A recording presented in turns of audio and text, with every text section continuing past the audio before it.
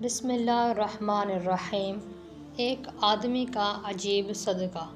ایک شخص نے قصد کیا کہ آج رات میں صدقہ دوں گا، لے کر نکلا اور چپکے سے ایک عورت کو دے کر چلا آیا۔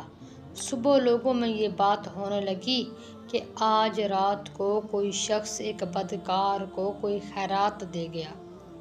اس نے بھی سنا اور خدا کا شکر ادا کیا، پھر اپنے جی میں کہا کہ آج پھر صدقہ کروں گا۔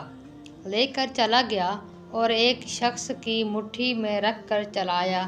صبح سنتا ہے کہ لوگوں میں چرچا ہو رہا ہے کہ آج رات ایک مالدار کو کوئی صدقہ دے گیا۔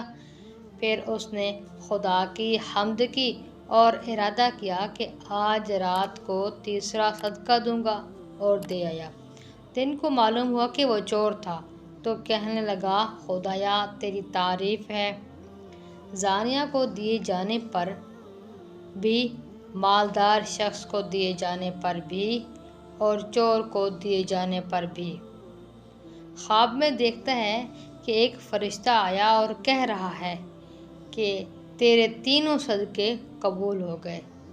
شاید بدکار عورت کو مال پا کر حرام کاری سے رک جائے، شاید مالدار کو عبرت حاصل ہو، وہ بھی صدقہ کی عادت ڈال لے، اور شاید چور مال پا کر چوری سے باز رہے۔